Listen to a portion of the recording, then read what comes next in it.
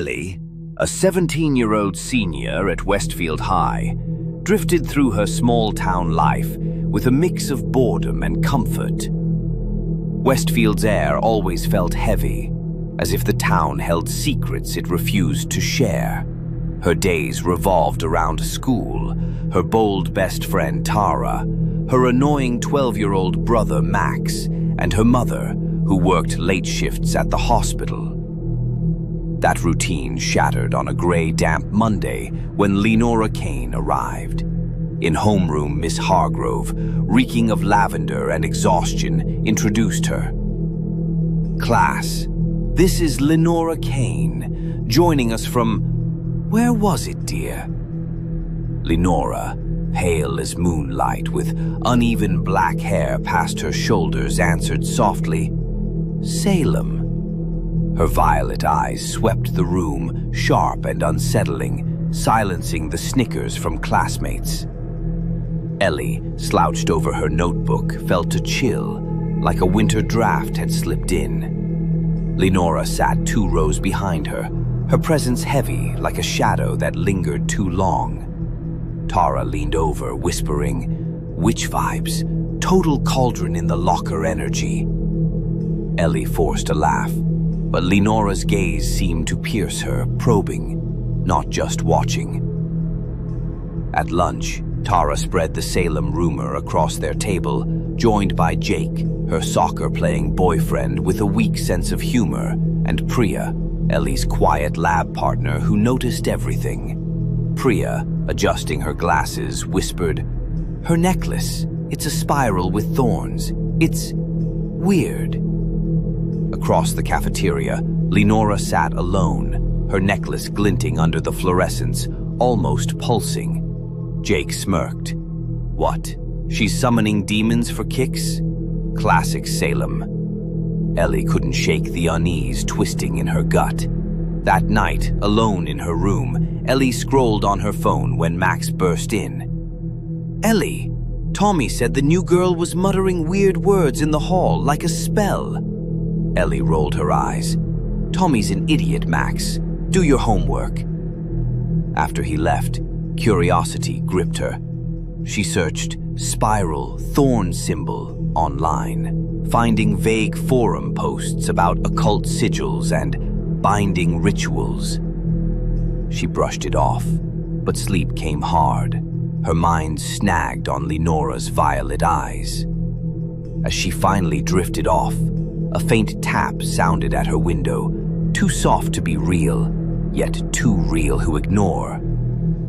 The next morning, Ellie woke unsettled, the tap at her window echoing in her thoughts. At school, the world felt off. Shadows in the hall seemed to linger too long, and her locker jammed, opening only on the 3rd try. In English, Ellie was paired with Lenora for a Macbeth project. Lenora slid into the seat beside her, smelling of old books and something sharp like iron. "I like your earrings," she said, her voice soft but heavy. Ellie touched her silver hoops, muttering thanks, trying to focus. But Lenora's notebook caught her eye, pages filled with jagged handwriting and sketches of that spiral thorn symbol. "What's that?" Ellie asked, pointing. "Just doodles," Lenora replied, her slow smile sharp. "Keeps my hands busy." Her violet eyes dared Ellie to push further. Ellie didn't. After class, Tara cornered her. "You okay? You looked freaked." Ellie shrugged, but Priya, overhearing, pulled her aside. "I saw her in the library, reading this ancient book with no title. The pages were black, not printed, stained." That night, Ellie dreamed of Lenora standing in a circle of thorns, her violet eyes glowing, whispering words Ellie couldn't grasp. She woke sweating, her clock flashing 3:33 a.m. Her phone buzzed, a text from an unknown number. You saw it, didn't you?" Heart racing, she deleted it and blocked the number, but the words burned in her mind. Was it Lenora? How could she know? By Wednesday, Lenora was everywhere, in the bathroom mirror's reflection, at the edge of the gym field, always watching. Tara called it stress. Midterms, Elle. Chill. But Priya, who dabbled in tarot and crystals, believed her. She gave Ellie an obsidian stone. "Keep it on you. It protects against things."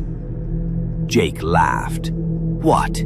We burning sage in the cafeteria next?" But even he quieted when Lenora passed their lunch table, her necklace glinting like a taunt. That afternoon, Max came home pale. "I saw her in the woods behind the school, burying something, a jar with stuff in it." Ellie scolded him for sneaking around, but her skin prickled. Those woods were infamous.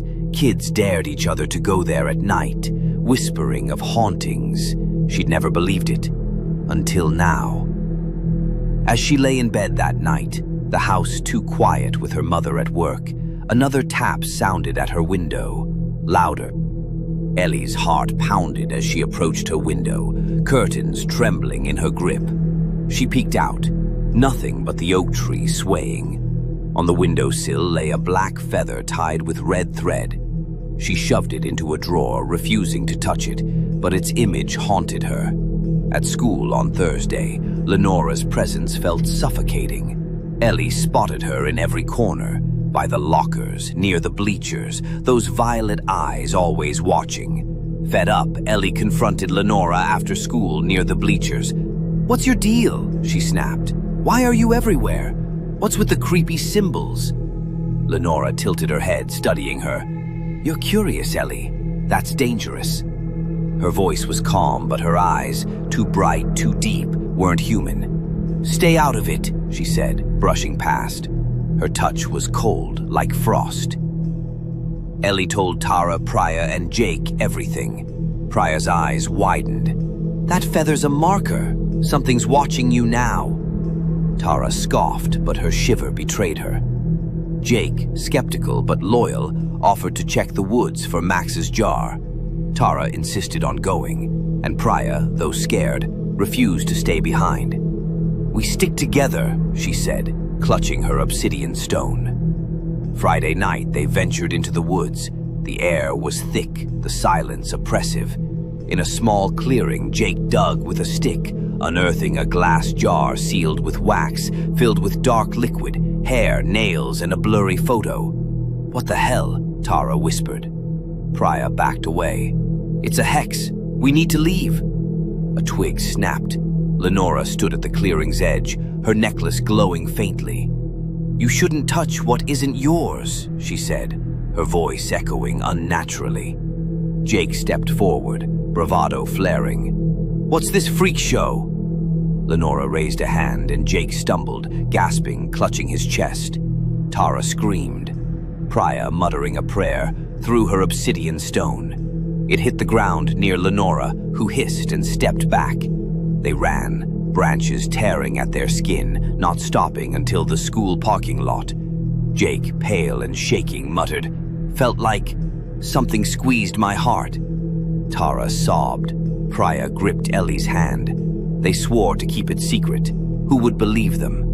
As Ellie glanced back at the woods, a faint violet glow pulsed in the darkness, watching them go. Saturday, Ellie couldn't shake the image of Lenora's glowing necklace or Jake's gasping face. She dove into research, scouring old forums about Thorn's sigils. One post described them as marks of a covenant binding something or someone to a person. Another mentioned a ritual to break it: salt, iron, fire, at midnight. Desperate, Ellie shared it with the others. Tara agreed instantly. Jake grumbled but joined, and Priya promised supplies from her mother's shop. At midnight, in Ellie's backyard with her mother at work and Max asleep, Priya drew a salt circle around them. Jake held an iron nail, Tara a lighter, Ellie the feather. Priya chanted from her book, her voice steady despite the thickening air. Shadows darkened, the night growing heavy. Ellie lit the feather. The flames flared green, and Lenora's face appeared in the smoke, eyes blazing with rage. A scream, not human, not animal, tore through the night. The ground shook. Priya's voice rose, and the air snapped, shadows retreating. They sat, panting, until dawn, the salt circle scorched black.